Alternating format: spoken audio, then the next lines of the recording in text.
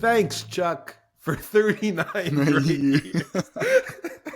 I wish somebody thanked me for 1 year. I don't know. I wish somebody thanked me for a day.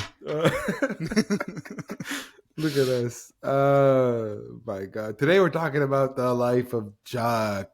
Right now I'm off the perk. He's trying to fight a cold in the middle of fucking June. Like, leave me alone. Oh, it is June. It is June. Like, it's crazy. Like, what did I do to deserve this? Because, bro, going to see the life of Chuck certainly didn't, like, warrant me to get sick. Anyway, look, let's talk about the life of Chuck. For those who are returning, welcome back to the CineClwd Podcast. If you're not, welcome to the CineClwd Podcast, a weekly podcast, weekly if not more, podcast where we come on and talk about a new movie, whatever's going on in the film space of relevancy, and we kind of keep it raw, the real audience perspective around here. Yeah. And today we're here to talk about the life of Chuck. The life of Chuck is Mike Flanagan's directorial debut, but that's so fucking false. Wrong. Welcome to the CineClwd Podcast. We spit no fact. The only thing we have in common with the audience is that we have no clue what's going on. We have no clue what's going on.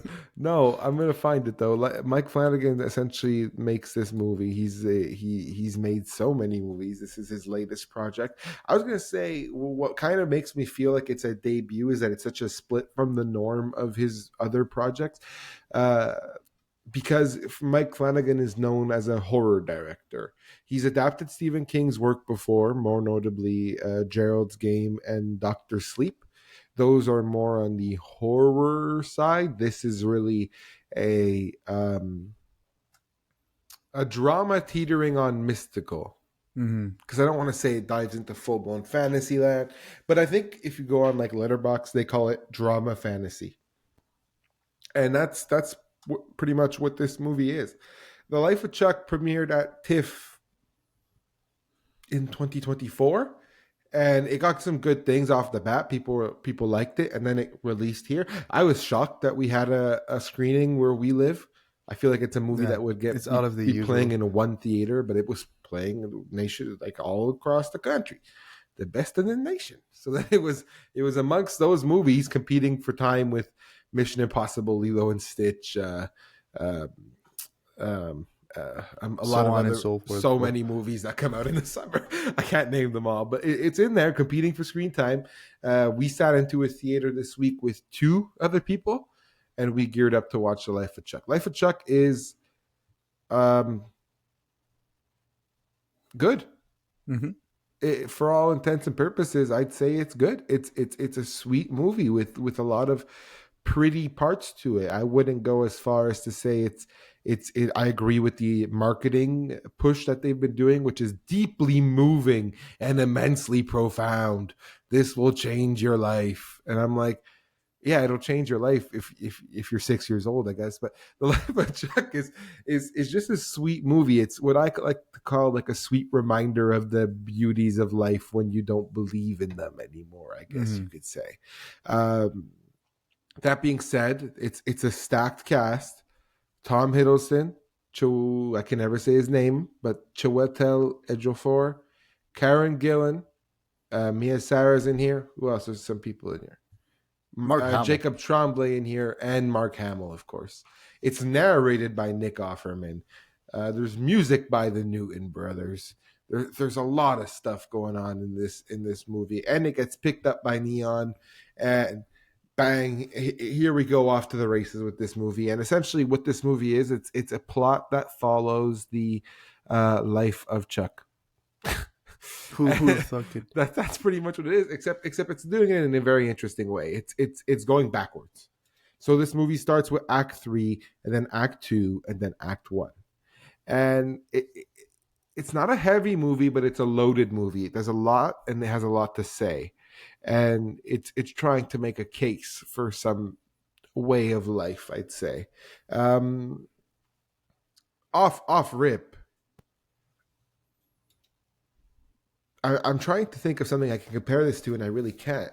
It's a very unique film in its way of going about its storytelling. I You know can you're gonna say you have a comparison, but it's very different in its way of going about its story compared to some other movies that we know. But go ahead, shoot for it. Yeah. My comparison, as you already know, because as we walked out, it was my first comment. This was very reminiscent of Big Fish by Tim Burton.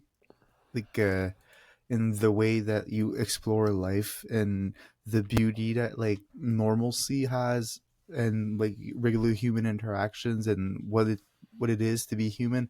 They both explored it in a different way perhaps, but the idea was still the same. So that would be the closest comparison I would have had with another movie. But it's true that it's very unique, mostly Yeah. because of how detached you are from all the characters, whereas they are the like focus of the movie, which is a weird feeling. Well, to me, what gets me going about the life of Chuck is, um, you have these very specific characters that you spend very little time with, and they leave a mark on you. Now, I can see where if that mark's not left, this movie kind of falls apart in illusion. But for me, anyway, the mark is kind of felt from the jump. And I will say, like, I'm not going to sit here and act like this movie is perfect and they've made the best thing ever. But I do believe that the goal here is an ambitious one. How do we get big actors to spend 15 to 30 minutes on a screen and deliver the impact before moving on to the next set of characters? Because something that's interesting to me is this is the life of Charles Krantz, Chuck, split into three parts, yet Charles Krantz, Chuck, is constantly changing as a character. And it's not like he's evolving, it's he's literally in different time periods, he's a different person. Mm-hmm. It's almost like he does something and then you unpeel why he's doing, why he is the way he is. And that's good. It's fine, but I do have nitpicks with this movie, and the nitpicks is it's a film that makes a point in the first 10 minutes, and once you kind of get the idea of the point it's trying to make, there is no longer a point to be made. Like, it doesn't actually do the next thing. It's like, this is the point of this movie. Are you in to watch us continue to put it in your face? And at that point, I'm pretty much down for just about anything. So I was like, sure, let's put it in my face. But then I do see how an hour and 50 minutes of this can be like long, especially since the mystical elements are not really up my alley. I don't bother, like, I'm the Mm. type of guy who saw Materialist before this alone. Like, I'm that guy. So the life of Chuck to me is, I'm more I go see a movie like this because I'm so invested in the names and I just want to support.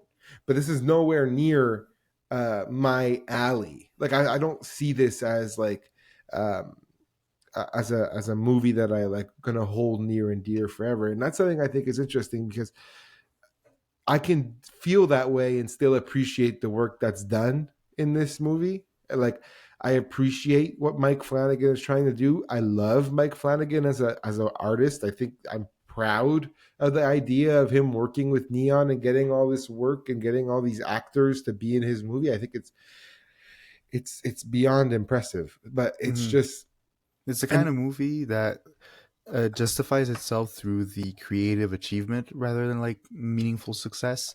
And this is mostly felt in the way that it, I think, stays true to the original story because it really feels like a book adaptation. We mention it often when it comes to those movies, but more than anything, what it feels like is a great adaptation, but an adaptation nonetheless. They don't.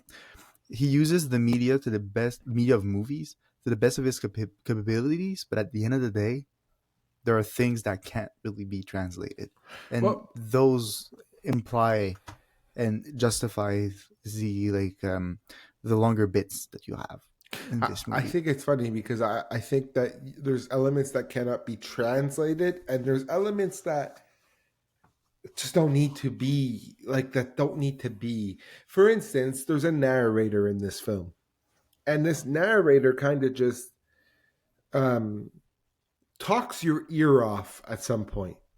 Like it's not that he's useless, but he's doing some things in some instances that is so um,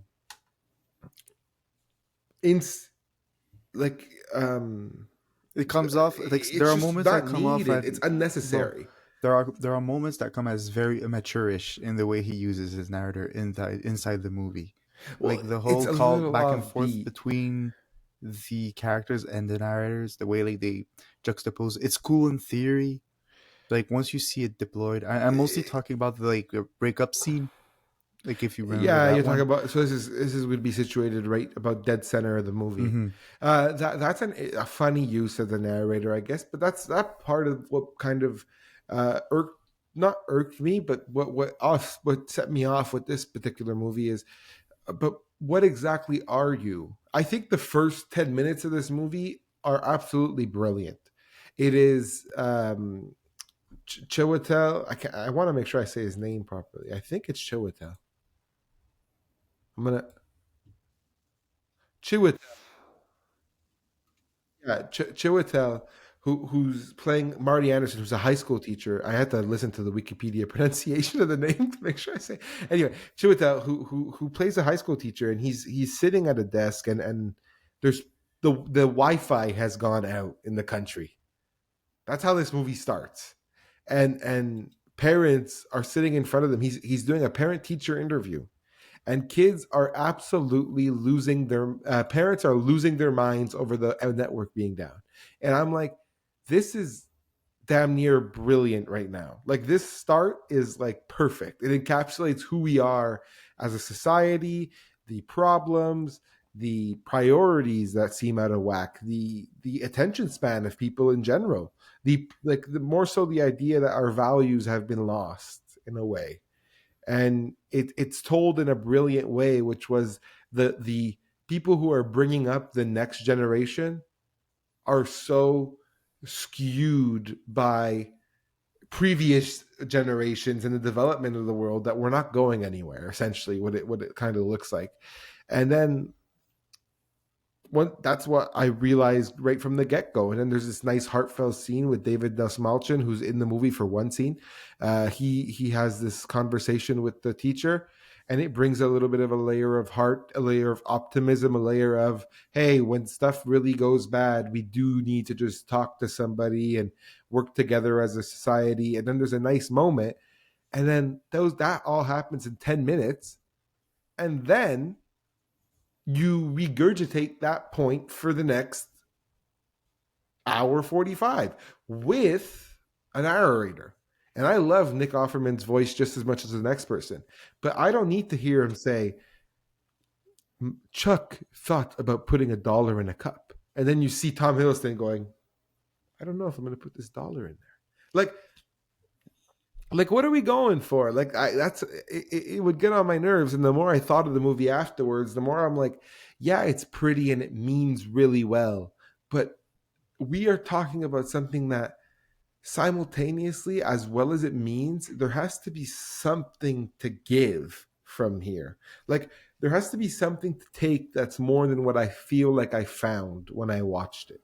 Mm-hmm. Uh, And I feel it's an exercise that requires a an introspection, and a lot of movies require you to do that. But there's a difference between a guided introspection and an introspection just to justify whatever the hell you just watched. yeah, I like the movie, for the record. Like I gave it what 4 stars. Like I enjoyed the entire thing. yeah. Thought it was very well composed. It was beautiful. But when you go down and think about what did I get out of it, it's something that you inherently will find inside yourself. And I hate to say it like this because I'm like, there was so much intent, so much work put into making this movie from Flanagan and the rest of the crew.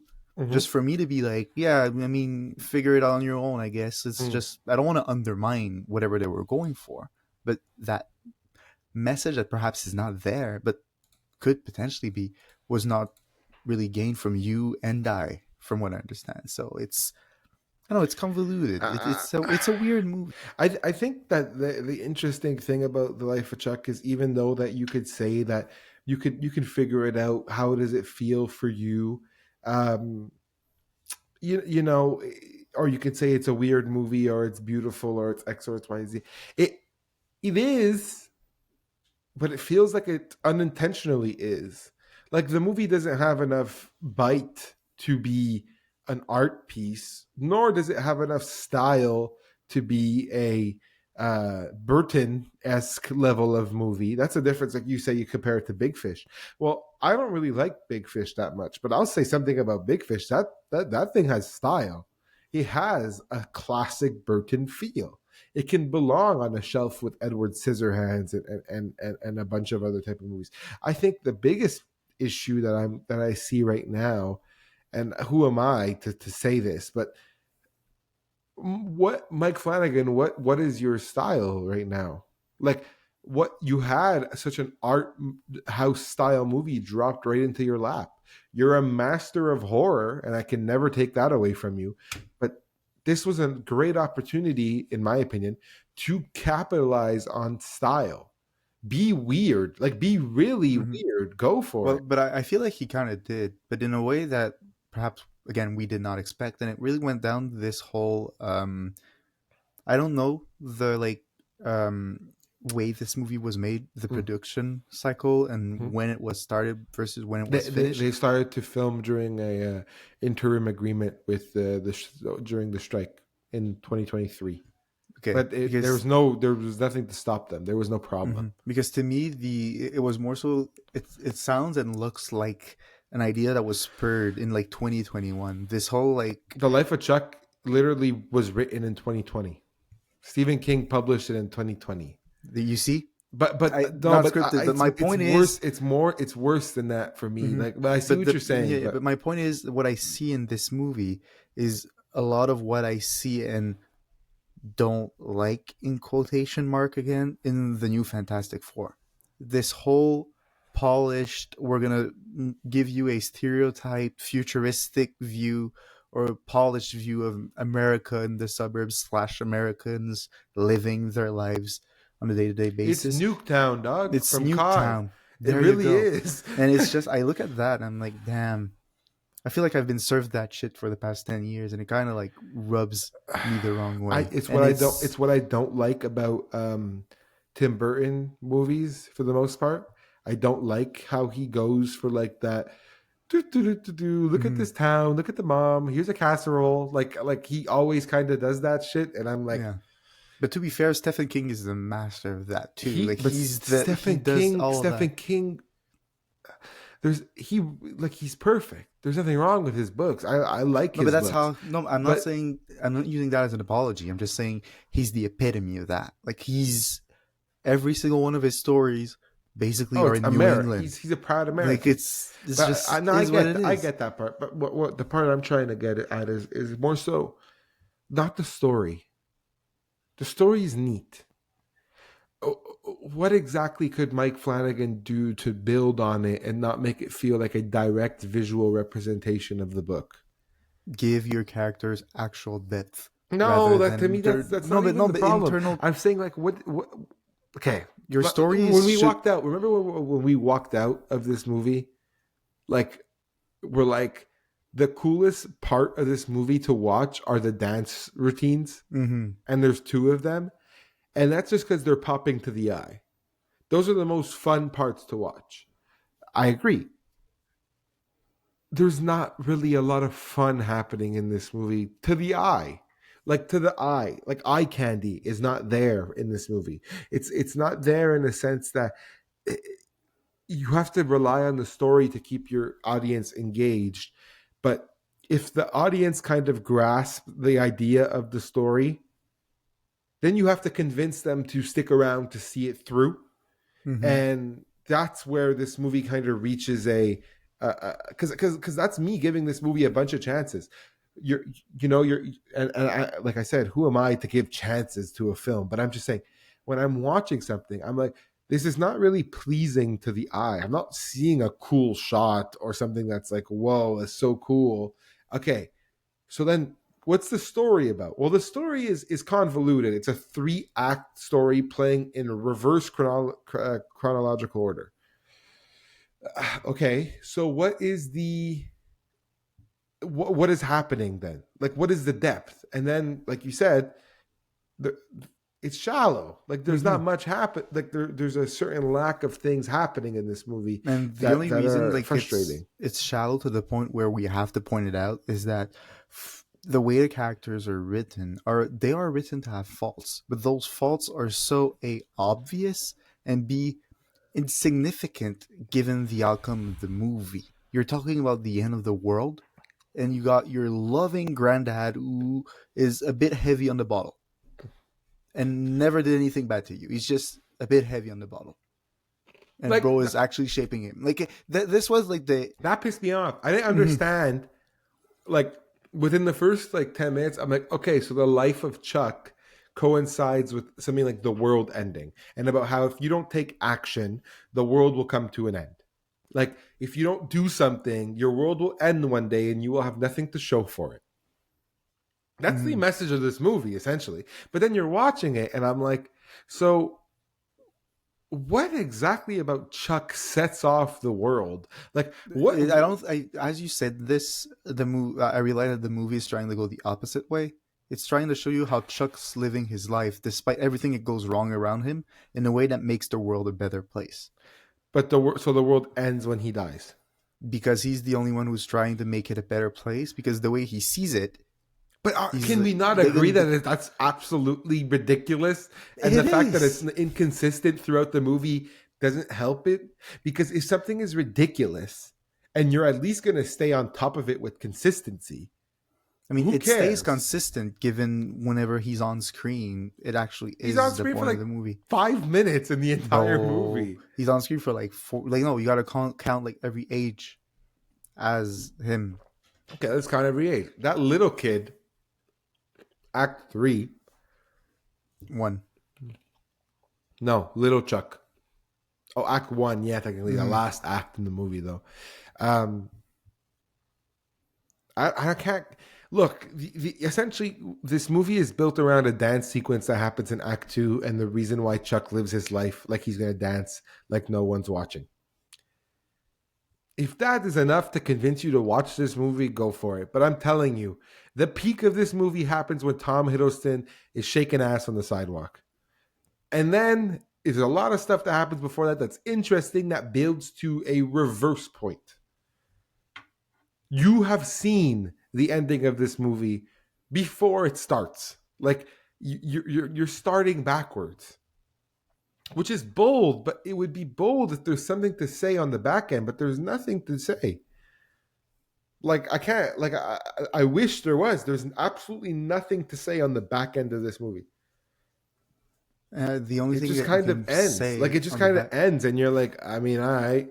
But what you can do is, again, go back to whatever performance the actors were giving, and damn, when they went out, they actually did went out. And again, I said it when we walked out, but Mark Hamill is my standout performance of this movie for one simple reason.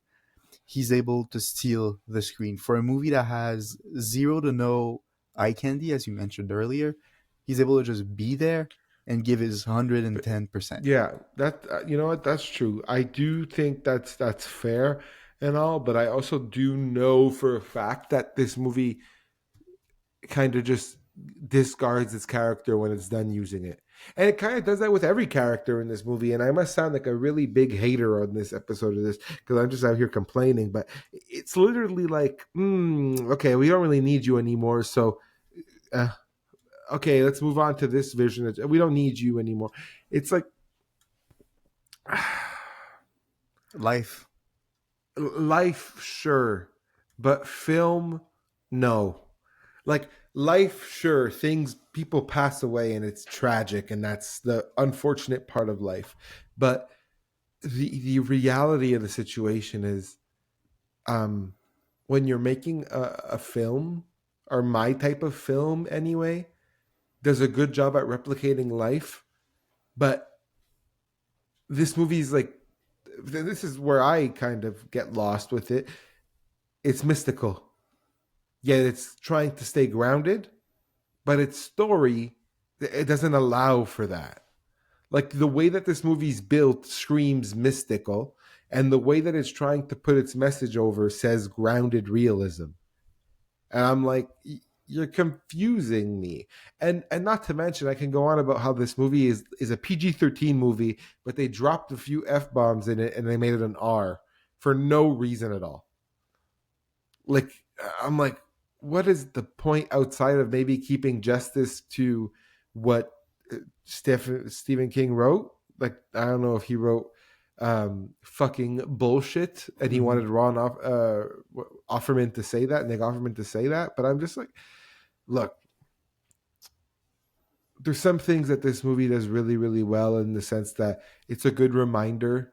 I also think this movie does like a little better the way it was presented in the first place, which is Stephen King wrote a book called If It Bleeds with 6 novellas in it. This was a novella, not a hour and 50-minute movie. And I'm all for Mike Flanagan trying to adapt Stephen King's work as he's been doing for most of his career. Been shorter, as like you're getting. I think you're getting. It could have been way shorter, like short film shorter, and the point would have been made. Hell, the point is the best scene, and one of my favorite scenes in this movie happens between, in the very beginning, which is my favorite part.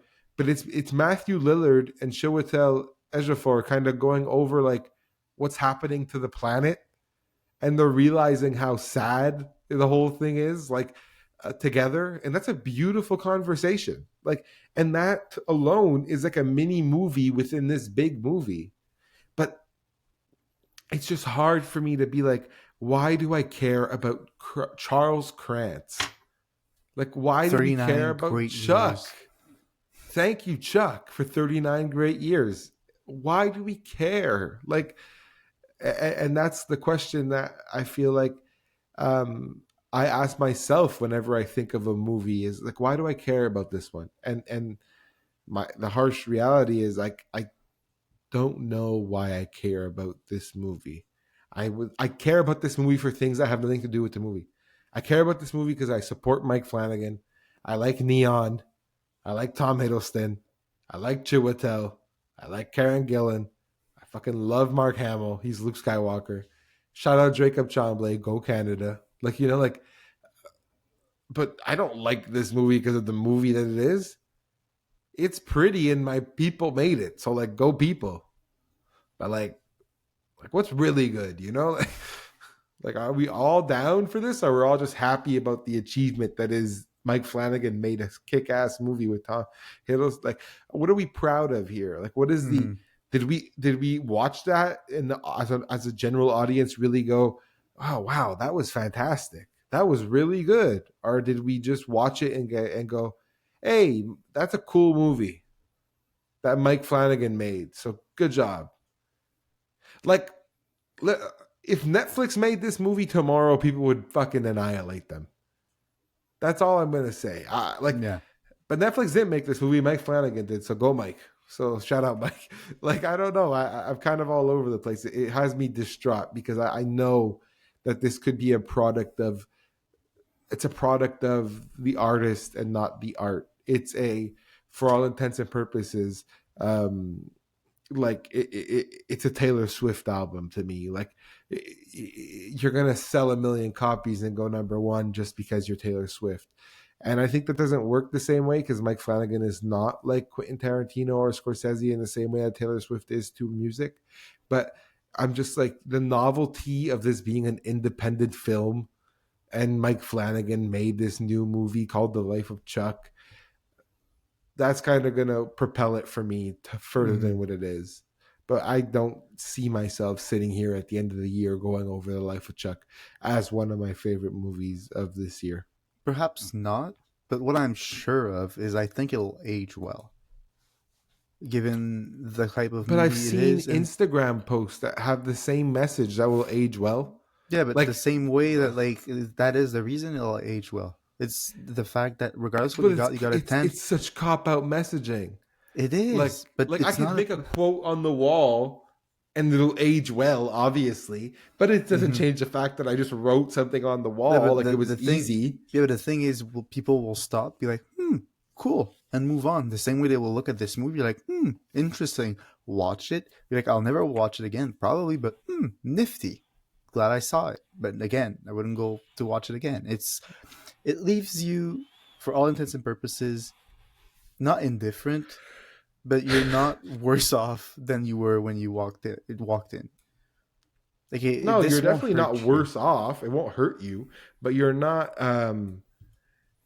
like, you got to be an idiot if you didn't learn. Like, if, like, I don't know, like, you got to be a real idiot if you can't grasp the message that this movie's trying to give you within 10 minutes, or you got to be just like a real bad person. You got to be like a bad person if you don't understand what this movie's Or trying you to do. just don't pay attention either, because what it does, That could do you be think? too. Because like I don't I feel like the know. I movie, just bro. expected something like special, and I didn't get what I wanted. I expected Mhm. like to be amazed, and I never felt amazed. I didn't feel ooh or odd. I just felt like I was um like rinse and repeating it my way through a movie. Like, oh, okay, here's act 2. Oh, same message that you had in Act 3. Oh, same message that you have in Act 1 as well, I bet. And it's all the same. And you're like, okay. Like, I don't know. I just, I didn't get down with it. And then there's like, I'm not even going to complain about the technical elements, like a long ass telephone sequence that happens in the first act of this movie, Mhm. which got me on my fucking nerves immediately. Because I'm like, Neil deGrasse Tyson's here on the phone talking about when the fucking first humans. I was like, feck off. Like, I'm sure it means something, but it didn't mean enough to me at the time. And I was just like, suck my nuts. Like, I'm done. But I sound like a hater. I'm Bro, fatigued. I'm fatigued. bro. I've had too much time to think about the life of Chuck. If you wanted my positive review, it's on Letterboxd. I wrote pretty because it is pretty. That I'll give it. It's a beautiful. It's a beautiful way of life, and it's important to live your life the way Chuck deems it. That being said, that message is now such a popular one. I find, like, nowadays, like, I don't know. Anyway, I have it on my Instagram. I have fucking accounts telling me to be a go live your life like it's the last day. But thumbs up, good job. But you Keep don't have pushing. Tom Hiddleston dancing. I don't have that. He was really good. That was entertaining. Fucking long scene, but it's entertaining. Yeah, I don't know. Life of Chuck. One thumbs up and a Mm-hmm. smile Yep. and a big I love hug. the poster. A big hug Poster from Mike is a vibe, Flanagan. Bah, even that, I'm bro. like, Poster goes like whatever. whoop. The pose Even is that, insane. like, whatever. It's more up Nah. your alley than it is up mine. I don't care for the And whole even then, existential I space. was like, My hey, existentialism lies in profound depths of reality, kind of like, Materialist, which is yeah, which clearly the is most which is which realistic is movie you've ever seen in your entire life. it's Bet. not it's not it's not it's not it's really not. But um, it's not. How can I can't pull Pedro Pascal? Book can pull a billionaire. No, we'll talk about that when times due, if it's not out already. But like, the point is, um, for me to really get down with a movie, I need certain criteria that the Life of Chuck just doesn't kind of find for me. Um, the Life of The, Chuck. the life of, like, I think the better way to put it is that Well, I'm trying to put it movies. in a very personal way, like for Yeah, but me, because I could see yeah. somebody loving this. But again, I But feel like your personal take will apply to everyone. Where I say that everyone goes in with their own taste, but at the end of the day, it all depends on the bait you're using when you go fishing, right? If yeah, you go fishing and you put no bait in, chances are it's going to be harder to catch. But the truth is, this movie, as you mentioned throughout the pod, never goes to bite. mm, This movie never tries to go and get that hook and just grab it and you pull it out and be like, I caught a big fish. yeah. Pun not Wow, intended. pun intended. So, like, Well, to me, it's just not trying to go grab an audience like that. Like, it's mhm. just trying to present like a story, but it's not trying to do much more. It's just, it has what it has, and that's what it needs to have. Like, look, all around, Life of Chuck. I'd love to have a real discourse about this. Maybe I missed the point or the plot, or like maybe I just don't understand that there's more to it than what I feel like I have. Maybe there isn't, and that you're supposed to just bask and enjoy that. I feel incapable of enjoyment. So like overall, I'm just like whatever, a good time. Yeah, good time. Overall, um, yeah, I encourage you to go watch Life of Chuck and to form your own opinion and to come back and share it with me. If you have an opinion that differs mine, I'd love to hear why this is such a thing. Like I want to break it down. I'm so confused in not in a way that this movie confused me. I'm confused as to what we saw like as an audience in this. Um, and that's really mean to say about a movie, but I don't mean it in a mean way. I mean like no, enlighten me because I don't I feel like I missed the point here for the first time in what feels like a long time. I feel like I've missed the mark on a movie. So um yeah, I'm curious to hear what the conversation goes to and leads to. That being said, if you've enjoyed this episode of the CineClwd Podcast, I would like it if you liked it. And you can comment and subscribe as well. We appreciate all that stuff. If you didn't like it, feel free to share it to somebody who you might think like it. The share button is right down there. That goes for you too. If you're listening on Apple Music and Spotify, you can rate 5 stars, leave a like, and follow our account to make sure you don't miss out on any episode as well. Thank you so very much for your time, and we will see you in the next one. Bye. Bye.